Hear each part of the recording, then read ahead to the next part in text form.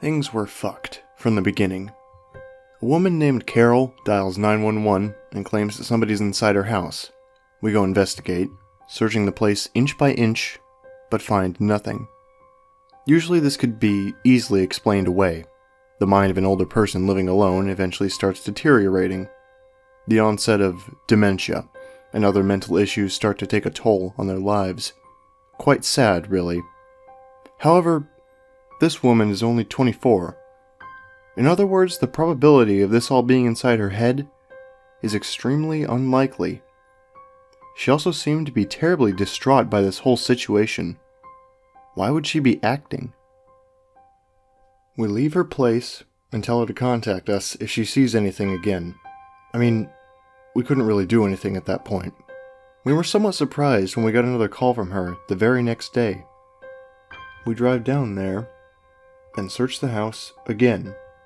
We find nothing again. The problem is, the house seems different this time. Almost as if there were some subtle detail that made it a separate place from the one we were in yesterday. My partner, Beck, says that he noticed it as well, but doesn't quite understand what's wrong. We decide not to say anything about this as we tell Carol that we come up with nothing. However, she tells us to stay. "I recorded him," she says.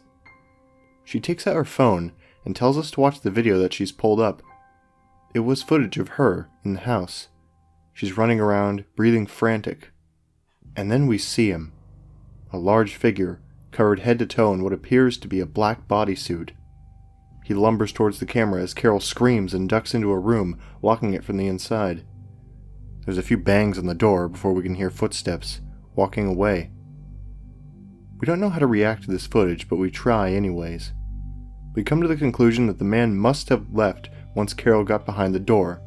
However, the front door was locked when we came, and Carol told us that she hadn't left the room.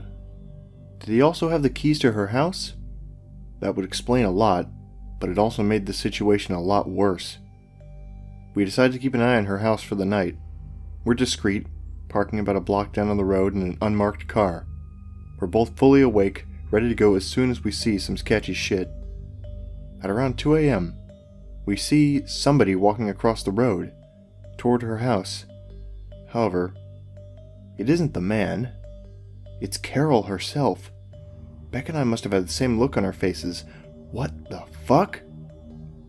We get out of the car and make our way over there, knocking hard on the front door. However, nobody answers. We can see lights flicking on and off intermittently, but we're not sure what that's supposed to mean. Was she trying to tell us to leave? We get a call from dispatch a few minutes later. They're telling us that Carol has called 911 again, saying that there are now multiple people in her house. They ask if we need backup, and we say yes. Without another moment of hesitation, we force the door open and barge in. The living room lights still flicker on and off, but we see the light switch, and nobody is touching it. We call out for Carol, but nobody responds. In fact, the place is dead quiet. I can see the neighboring houses starting to turn on their lights from the commotion. We rush up the stairs and start sweeping each room, but there's nothing. Once again, we search the place inch by inch, but nothing is in here, not even Carol, who we clearly saw enter a few moments earlier. As I pace around in petrified confusion, Beck speaks up. "There's rooms here that shouldn't be." "What the hell are you talking about?" I ask in response. "I've been counting," he says. "There were 9 total the last time we came." "There are 10 now. You didn't notice it?" I forced myself to think hard. Subconsciously, I knew that something was off, but couldn't pinpoint exactly what. However, I eventually realized. The basement. There was only 1 door down there last time. Beck nods. 2 now. I don't know what to think. I look at my surroundings and try to make an assessment, but there's really none that can be made. We hear a knock on the door about 10 seconds later. It sounds agitated. We look out the living room windows, but aren't met with the red and blue police lights. We're hesitant to answer, of course. I decide to take a step forwards, but Beck pulls me back. He looks at me and shakes his head, whispering, "We left the door open, remember?" He was right. My radio starts crackling. Another call from dispatch. They're telling us that we need to leave the house immediately, that Carol called again, saying we were going to die, in a deathly monotone voice. The knocking has stopped, but we can hear footsteps in the basement. Something is in here with us. We decided that this was enough. We needed to get the fuck out of here. As we start descending the steps, we hear a voice coming from the kitchen. Carol comes out, blocking our path to the door.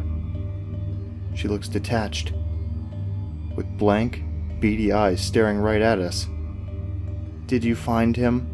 she asks, without any semblance of emotion in her voice. "I think he might be in the basement. Why don't you go check?" Beck and I are frozen in shock. She just keeps looking at us, gesturing toward the basement door every now and then. The footsteps down there sound like they're running in circles now. We ignore her request, abruptly brushing past her and bolting out of the front door. The backup still isn't here, so we decide to just get into our car. However, we see somebody down the street peering through our driver's side window. He's large, dressed in what appears to be a black full-body suit. He looks away from the window and directly at us. It's hard to tell from this far, but the suit doesn't seem to have any eye holes. Beck speaks up. "Sir, please step back from the vehicle." His voice cracks in the middle of the sentence. He's terrified. As soon as Beck stops talking, the figure starts running at us. It's fast. Too fast. In the time that it takes for us to pull up our guns, we've realized that it's actually moved past us, into the house. We waste no more time, running into the car, locking the doors, and waiting until backup arrives. When it finally does, we're extensively questioned while what appears to be a SWAT team searches the house. However, it isn't the police chief asking us. Instead, it's some guy in a suit that we'd never seen before. He asks us things like, how many doors were there in the house? What did Carol look like exactly? Did we ever see a man with one eye wandering around? We answer inconclusively to pretty much all of them. We have no idea what the hell is going on. At one point, we see SWAT members carrying multiple stretchers outside and loading them into their truck. Not an ambulance, mind you, but their own truck. Eventually, the man who was questioning us tells us to go home and to report to our station as usual. He tells us not to worry about what we've seen here, but I don't know how he expects us to do that. We drive back to the station in complete silence. As we park, Beck finally lets out a sigh. "Jack is fucking crazy, dude." I look at him in confusion. "What are you talking about? Who the hell is Jack?" He reciprocates an equally confused stare at me. "What the hell are you talking about? The dude who owns the house." "What? It was a lady named Carol. How'd you forget already?" We hold each other's chaotic gaze for what feels like a minute, but we say nothing further. We both silently exited the vehicle and started heading our separate ways home. We both know that something's terribly wrong with the other. I try not to think about it too much as my head hits the pillow. I manage to drift off to sleep about 3 hours later, only to be woken up immediately by the telephone. Barely coherent, I answer it. "We need you." A woman dialed 911. Says that somebody's in her house. My heart sinks slightly. It sinks completely when he tells me the address. It's Carol's. I hang up the phone and slump into the bed. I just want this nightmare to end.